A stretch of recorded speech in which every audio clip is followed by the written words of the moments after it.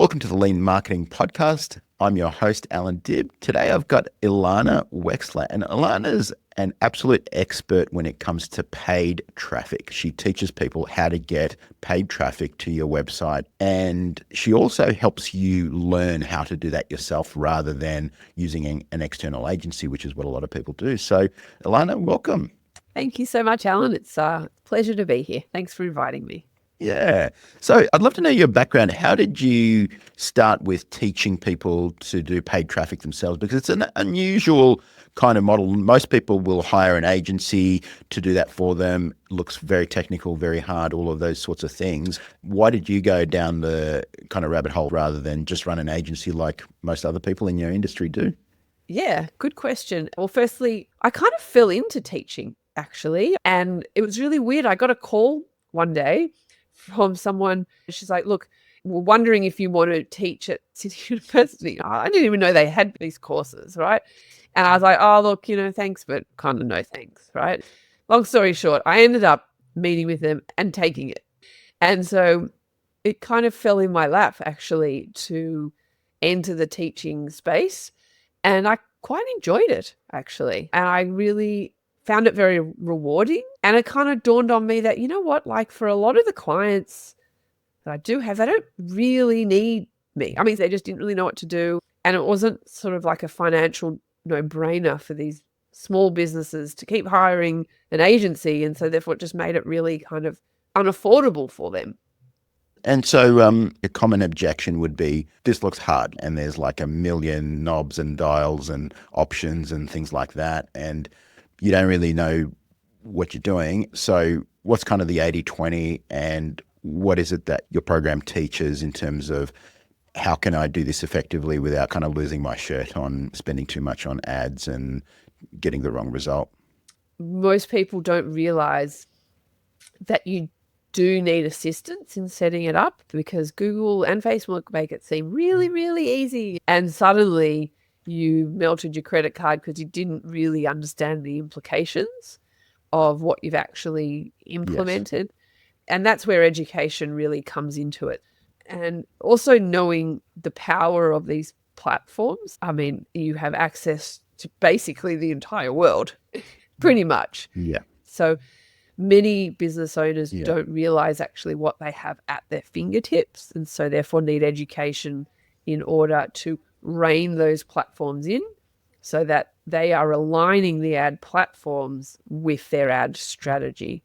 How do you start testing with somebody who's maybe never run paid ads, or maybe they've run them once or twice, had a really bad result? How do we ramp it up, and how do we start to kind of do like a minimum viable marketing test to see, is this offer something that's converting, and then convert that to something that's actually going to get a return on investment? Yeah, so there's really generally like a few different types of people who would come to me. The first might be that they've had an agency who's been running ads for them, and they've decided for whatever reason, A, they don't maybe like the agency, or they just don't want to keep paying an agency anymore. Then you've got people who try to do it themselves. For whatever reason, it didn't work. Then it's a matter of, okay, stepping back from the ad account and saying, what is it, if you could wave your magic wand, who are you trying to get in front of? And let's rebuild campaigns with doing it this different way. Can we convert cold search traffic into leads or sales? Can our website do that heavy lifting?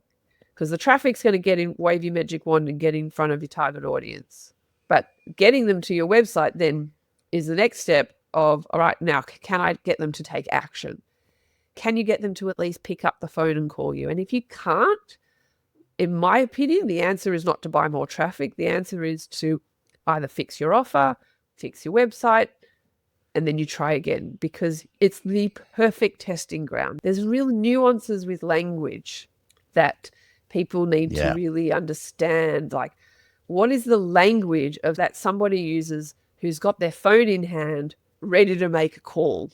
I always say, like, paid traffic, particularly search, it's all about the moment somebody's in.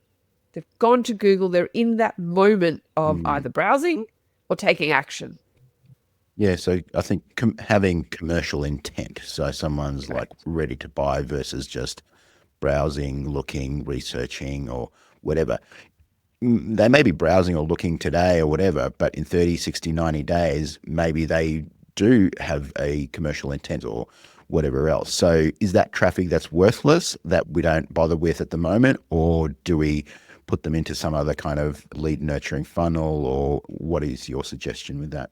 I think it depends on the client's budget or the person's budget. If they're prepared to spend money knowing that their return on that investment is likely to come in 60 to 90 days, I would say I just wouldn't pour the same amount of budget towards it than I would to the bottom of funnel type keywords.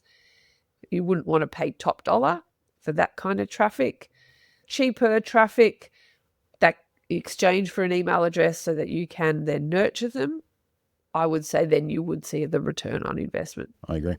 Talk a little bit about use case for Facebook. And when we say Facebook, we mean Meta versus Google ads. So when would I use one platform versus another, strengths and weaknesses of each platform, and just helping us understand some of that. So obviously Facebook and Instagram is very visual. So if you have a product, particularly maybe like a clothing type or apparel, that can work very well on Meta because of the visual component. You can see people wearing it. You can have carousel ads. Meta is also good for items that are cheaper. So Google traffic is more expensive and it can rule out a lot of businesses that sell low ticket stuff because the cost per clicks are higher and it can often be more viable for cheaper traffic. But the Google ad platform does obviously encompass display, which is banners on other people's websites. So you can kind of emulate what you do on Meta with the Google display network interruption marketing. And then you've got YouTube. Yeah. So the most common type of YouTube ad is the in-stream ad, which is the ad that comes up before the video you're going to watch. So those types of businesses probably would be similar to a Meta type of business case. I kind of think of it as kind of the enshittification of Google. Like you search for a recipe, it's all these spammy sites, or you search for some information. It's become a pretty crappy experience, especially organic Google. And now more and more I'm going to my large language model, whether it's ChatGPT or Claude or whatever else, to get information. And mostly what I'm using Google for now is to find a phone number or something like that. Are you seeing that impact some of the way that ads are performing on Google at the moment? I haven't as yet. That doesn't mean that I don't think it will. I do think it will. I think this is a really changing time. We're pretty tech savvy people, and so we are early adopters with AI. And I think for most people, they're just not. I've got lots of friends and family who aren't in this world that we're in, and they barely use it. But that will change 100%. I do think, though, that paid traffic has always changed and evolved. That's personally actually what I love about it, is that it doesn't really get boring because it's always evolving. Well, who knows, in a year or so, you might be running ChatGPT ads. Well, that's so, kind of I mean, absolutely. I wouldn't be surprised. Why wouldn't they? As I said, you look at the revenue charts for search. I mean, those numbers are insane. Yeah, I mean, it would be a no-brainer for ChatGPT to have some kind of ad platform on it. Yeah, I agree. How are you thinking about attribution? How are you working with and tracking attribution in that case? And what tools are you using to help you with that? So Google have adopted what's called their data-driven attribution, which factors in all those different data points. And I really genuinely feel it has to. These days, we are on multiple platforms and it should be a data-driven attribution, but it's not perfect. And I think no model is perfect. At the end of the day, there is definitely a gray area for some businesses, a lot more than others, unfortunately. How are you working with the combination of paid and organic traffic? I only do the paid side of things, but in terms of how they integrate together, people have theories that they say, you know what, as soon as I started paid, my organic rankings went up. I have no proof of it at all, but I've been told by too many people for me to not kind of think there's got to be some kind of link. Unproven, they've always denied it. But I'm a big believer on looking at the overall traffic as a whole. So we'll always look in Google Analytics and see all the different traffic sources. I'm a big proponent of a retargeting campaign which will capture your organic traffic onto the paid platforms to bring them back, both Google and on Meta. It's low budget stuff. It doesn't cost a lot to do a retargeting campaign for your existing traffic. And do you use the platform sort of native functionality to capture email addresses? You know how it has those pre-filled in email addresses and even phone numbers sometimes, or do you always send people out to an external landing page? I'm not a massive fan of them. I found it gets a lot of spam, personally, number one. And number two, I find people pretty astounding, don't really realize when they're putting in their name and email. You just don't get the same quality, or people don't seem to realize what they're signing up for or that they are signing up. Yeah. Which, I don't know, I find pretty amazing. I thought it's pretty obvious, but it's not. I think people don't realize just how powerful paid traffic is. Can be transformative for a lot of businesses, actually, when you do it right. So if you are willing to put in that effort, and I don't want to kind of sugarcoat it, it is a bit of effort, but I feel that the rewards are more than justified for that effort. If you set it up right from the beginning, and once you get the strategy right, then it can actually be way less work down the track. Perfect. Well, with that, thank you, Ilana. So you're at teachtraffic.com, and of course, we'll link to that in the show notes. Really appreciate your time and expertise. Always a pleasure to speak with you. Thank you so much, Allan.